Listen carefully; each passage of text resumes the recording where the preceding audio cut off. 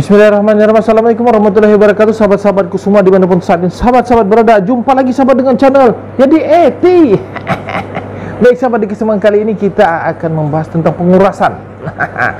Ya, ada masanya ketika kita males gitu ya untuk menguras air aku, walaupun sudah kotor, udah mulai butek gitu ya, tapi kita lagi males-malesnya nih untuk menguras ya. Nah, untuk sahabat pemula nih, apa yang harus kita lakukan? Yuk, intro dulu.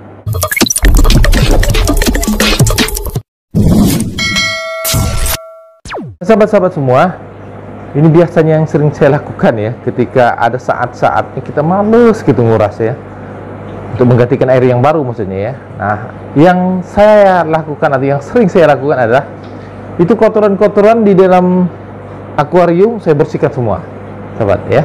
Saya bersihkan semua kotorannya, baik yang lumut hijau maupun lumut kuning dan kotoran-kotoran ikan yang masih tersisa saya serok, saya bersihkan semua sampai nanti kotoran-kotoran itu di akun terangkat semua. Nah, tapi terangkat itu berputar di air itulah, nanti akan dihisap oleh pump ya.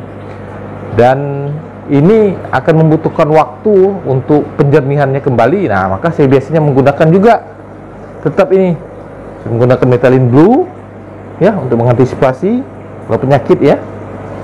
Kemudian saya juga menggunakan nih penjernih air sahabat, dan juga saya menggunakan ini E4 untuk memberantas melumatkan kotoran-kotoran ikan yang masih tersisa, yang ngambang-ngambang tadi ya, yang melayang-layang di air. Dan juga saya pakai garam ikan untuk menstabilkan air. Nah, ini yang sering saya lakukan sahabat. Jadi bagi sahabat-sahabat muda terjawab sudah ya, bagi yang bertanya kapan menggunakan zat-zat tadi ya kembali setelah kita menguras, kan biasanya mengganti air, masukkan air baru. Nah, biasanya ritualnya kan menambahkan zat-zat yang seperti tadi itu. Nah, sampai waktu pengurasan lagi, pengurasan dengan WC dengan air baru, apakah kita masih menambahkan itu zat-zat yang tadi itu? Nah, itulah jawabannya sahabat. Nah, pada waktu saat kita males lagi, misalnya sudah 1 minggu nih ya. Nah, seperti ini kan sudah 10 harian ini sudah 10 harian semua nih. Ini kan lagi males saya nguras. Nah, jadi saya kurasnya, saya bersihkan aja semuanya kotoran-kotoran, kemudian sudah saya masukkan tadi 4 zat itu ya, garam ikan, methalin blue, penjernih air, dan E4. Tapi dengan kadar, dengan dosis yang berbeda sewaktu kita menguras dengan mengganti air yang baru atau WC ya. Nah, jadi berbeda. Ini dosisnya hanya sedikit, hanya untuk melenyapkan, hanya untuk melenyapkan kotoran-kotoran yang mengambang di atas ya, yang sedang melayang-layang di atas setelah kita bersihkan, entah itu kotoran-kotoran yang lumut coklat, lumut hijau, atau kotoran-kotoran ikan yang masih tersisa. Nah, jadi dengan perpaduan keempat zat tadi ya, airnya bisa kembali jernih dan sehat. Tetapi sahabat perhatikan ya, harus diingat sahabat pemula, ini saya lakukan sebelum batas waktunya, ini biasanya ya, sebelum sampai 2 minggu. Nah, kalau 2 minggu, sudah 2 minggu, itu mau tidak mau walaupun airnya jernih seperti ini, ya tetap saya kuras, karena saya mengasumsikan bahwa pH airnya sudah berubah, sehingga harus dikuras walaupun jernih seperti ini gitu ya.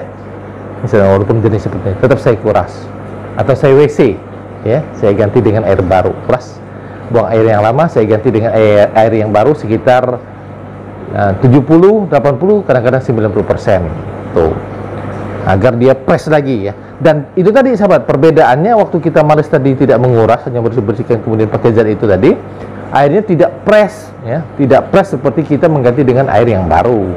Tapi kalau soal jernih, oke, masih jernih lah ya, tapi beda dengan mengganti atau meng-WC air akuarium yang memang seharusnya kita kuras. Maka dengan air yang baru itu dia selain jernih kinclong betul, dan juga dia fresh betul ya. Beda, lebih sehat lagi ya. Jadi kalau ini ya hanya untuk cadangan sajalah. Ya, ini hanya untuk darurat sajalah waktu ketika kita malas-malasnya menguras ya. tapi jangan sering-sering dilakukan. Kalau lebih bagusnya pokoknya udah 1 minggu kuras ya, 10 hari kuras ya, 2 minggu sudah batasnya harus kita kuras walaupun bagaimanapun. Baik sahabat, demikian ya, terjawab sudah ya sahabat-sahabat semua ya untuk pertanyaan-pertanyaannya tentang zat-zat tadi yang setelah digunakan, apakah setelah dikuras atau di WC apakah bisa digunakan lagi sampai waktu menguras atau me-WC selanjutnya. Nah, sudah terjawab sudah. Demikian, semoga bisa bermanfaat sahabat-sahabat semua. Saya akhiri, wallahu muwaffiq ila aqwamit thoriq. Wassalamualaikum warahmatullahi wabarakatuh.